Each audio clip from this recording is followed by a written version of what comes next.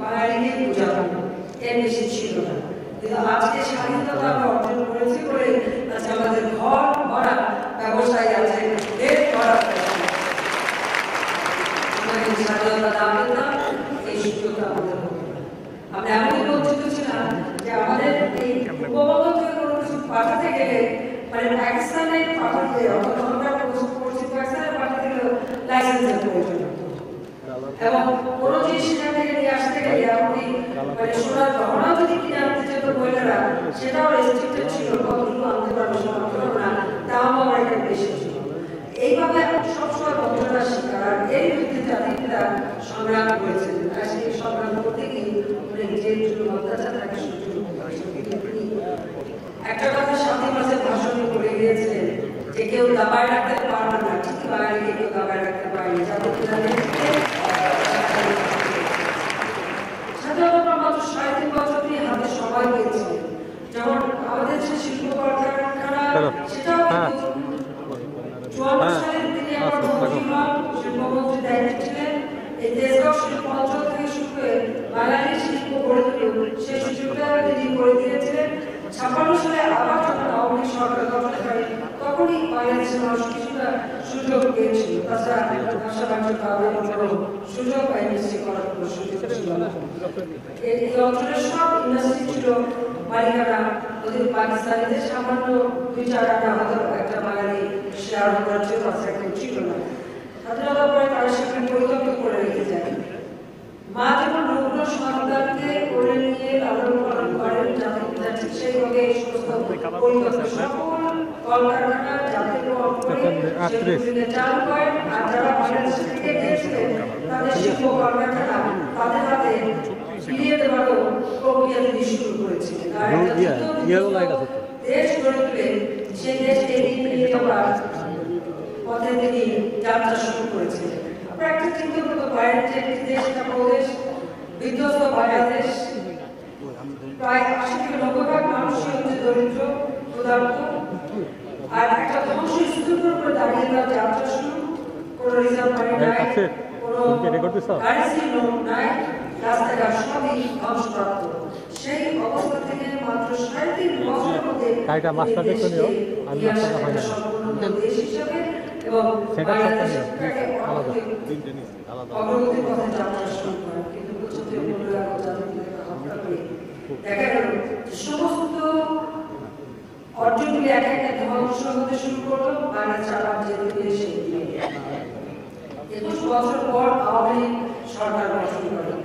আমি একটা কথাই বলতে চাই যে আমরা কিন্তু নিজেরা কখনো আমি ব্যবসা করি না, ব্যবসা আমি বুঝি না, ব্যবসা চাই না, কিন্তু আমি এটা বিশ্বাস করি আমাদের যে সংবিধান জাতির পিতা আমাদের দিয়েছিলেন স্বাধীনতা পাওয়ার মাত্র 9 বছর, সেই সংবিধানের 13 অনুচ্ছেদ নীতিমালা দেন। সেখানে যেমন সরকারি খাত, বেসরকারি খাত এবং কোঅপারেটিভ তিনটাকে তিনি গুরুত্ব দিয়েছেন। অর্থাৎ বেসরকারি খাত এদেশে যে বিকশিত হবে সেটাও কিন্তু তিনি সংবিধানে দিয়ে দিয়েছিলেন।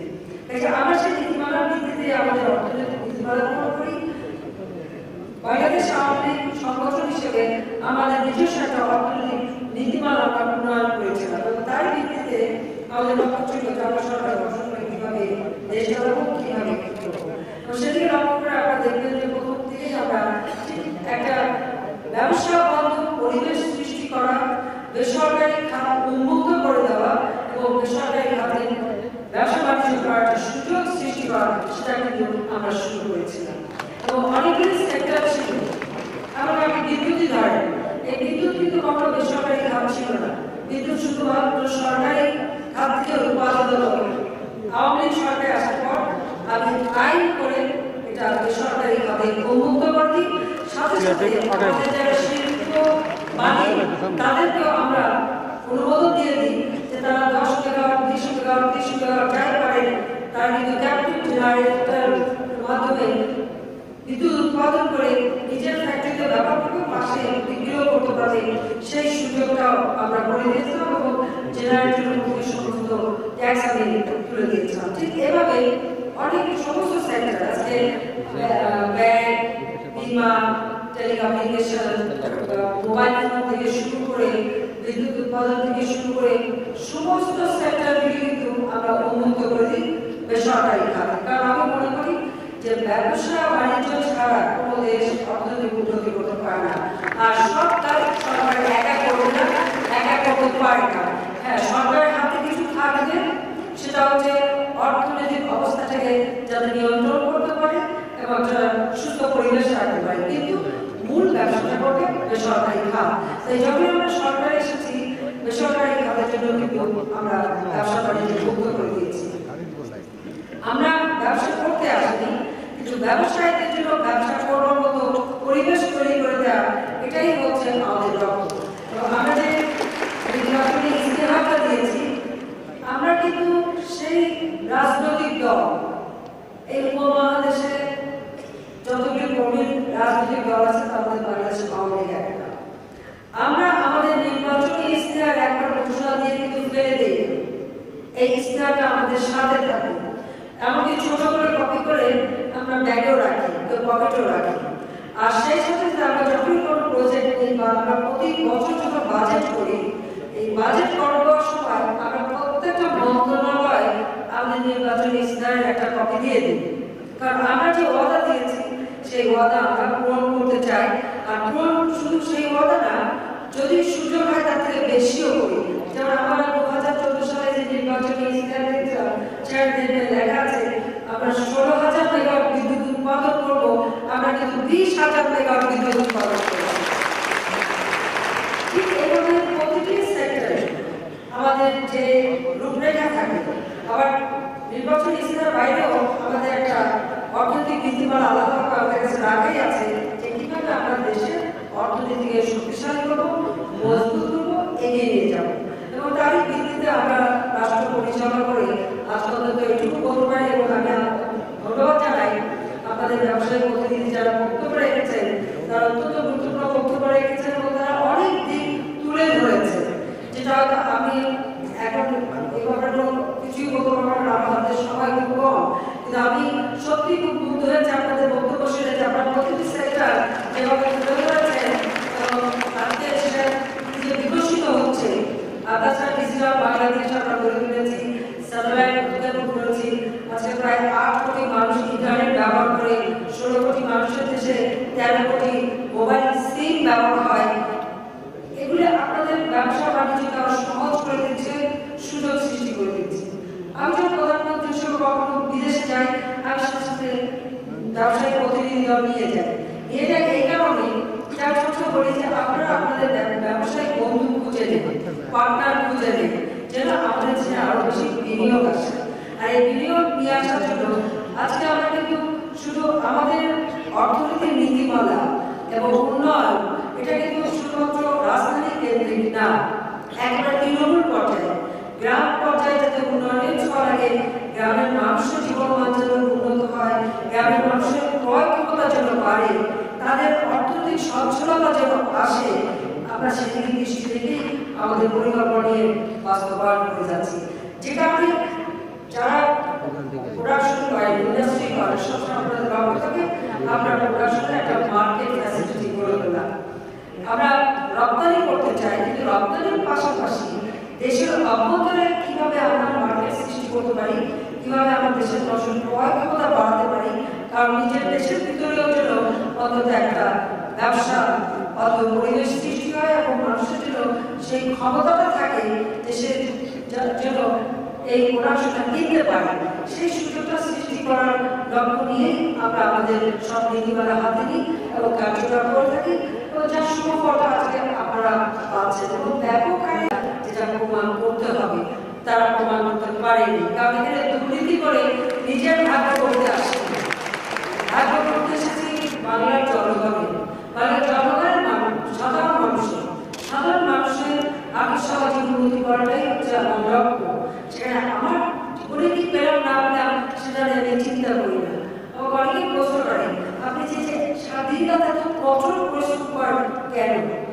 একটাই কথা, আমার বাবা এই দেশটা স্বাধীন করে দিয়ে গেছে, আর এই দেশের দুটি মানুষের মধ্যে তিনি হাসি করতে চেয়েছেন, যেটা তিনি করে যেতে পারেন। তার সেই অসংখ্য কাজটা সম্পূর্ণ করা, এটা আমি আমার দায়িত্ব হিসেবে নিয়েছি, কর্তব্য হিসেবে।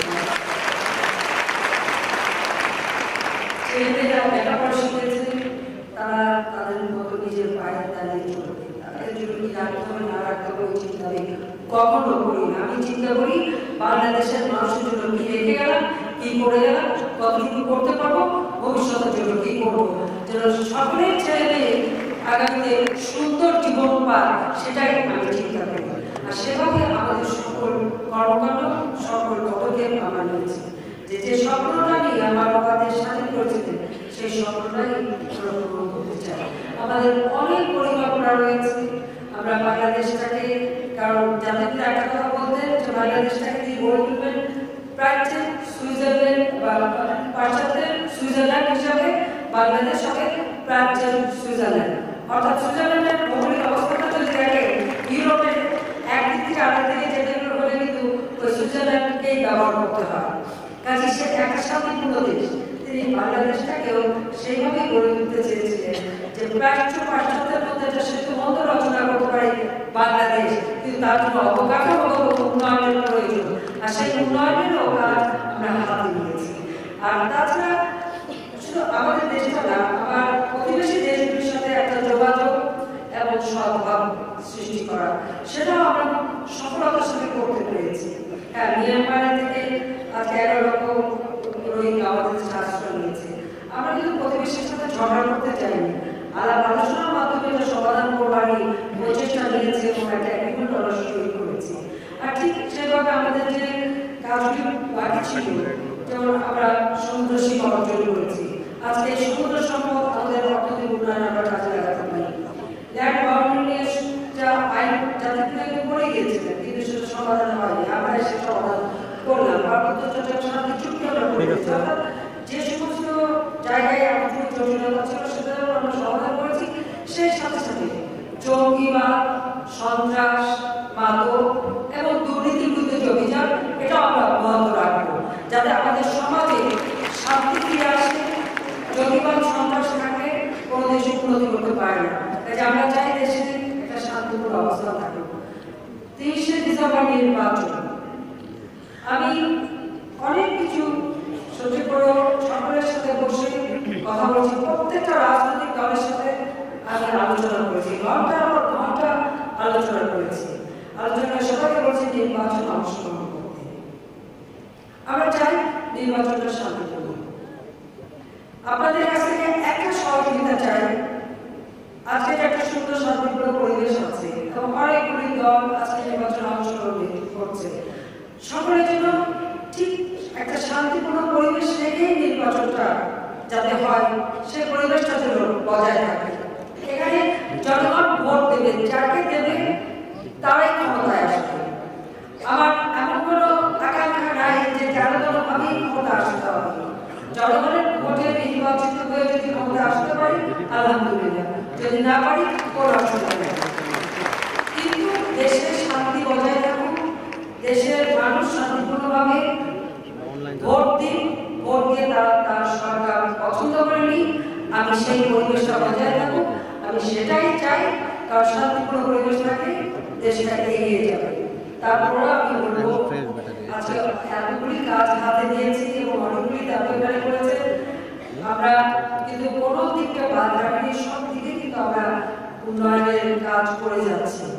এই মেগা প্রজেক্টগুলি যেগুলি নিয়েছে, পদ্মা সেতু নির্মাণ, নিউক্লিয়ার পাওয়ার প্ল্যান্ট অথবা কর্ণফুলী টানেল থেকে শুরু করে আর্থসামাজিক উন্নয়নের জন্য আমরা যে একেবারে একটি খাবার প্রকল্প এবং আমাদের জলবায়ু পরিবর্তনের আঘাত থেকে দেশকে রক্ষা করা সব বিভিন্ন কাজগুলি যে আমরা করে যাচ্ছি, তার 2 বছরের যে কর্মসূচি আমরা নিয়েছি সেটা যেন বাস্তবায়ন করতে পারি, তার জন্য আগামী 30শে ডিসেম্বর এবং আপনাদের জন্য যে ব্যবসা বান্ধব একটা পরিবেশ সৃষ্টি করেছি।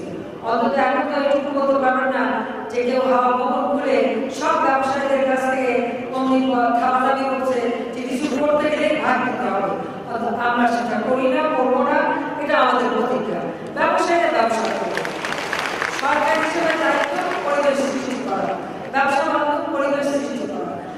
আর বিনিয়োগের জন্য আমরা ইতিমধ্যে যেমন আমি প্রথমবার অনেকগুলি ভিজিট করে দিয়েছিলাম, যেমন সৈয়দপুরে উত্তরাঞ্চলে, কুমিল্লা, ঈশ্বরদী থেকে শুরু করে এমনকি চট্টগ্রামে আমরা করেছি, মংলা ভিজিট করেছি। আমি বিশেষ অর্থনৈতিক অঞ্চল করে দিচ্ছি। এই যে ব্যাপক হারে বিশেষ অর্থনৈতিক অঞ্চল 100টা অঞ্চল আমরা করে দিচ্ছি সমগ্র বাংলাদেশ থেকে। অর্থাৎ সেখানে দেশি বিদেশি বিনিয়োগ হবে, শিল্পায়ন হবে, কর্মসংস্থান হবে, পাশাপাশি আমাদের কৃষিকাজকে আধুনিক যান্ত্রিকীকরণ করে দেবো, যেন আধুনিক প্রযুক্তি ব্যবহার করে কৃষিকাজ করে আমাদের খাদ্যের দেশ সরবরাহ হতে পারে, খাদ্যের নিরাপত্তা আমরা নিশ্চিত করতে পারি। সেভাবে খুব পরিকল্পিতভাবে আমাদের পরিকল্পনা আমরা করেছি। এগুলি বাস্তবায়ন করে বাংলাদেশকে এগিয়ে নিয়ে যাওয়া, তার জন্য অবশ্যই আমি আপনাদের কাছেও সহযোগিতা চাইব এবং যারা আমাদেরকে সমর্থন দিয়েছেন তাদের প্রতি আন্তরিক ধন্যবাদ জানিয়ে আমি এটুকুই বলবো যে 30শে ডিসেম্বর নৌকা মার্কায় ভোট চাই,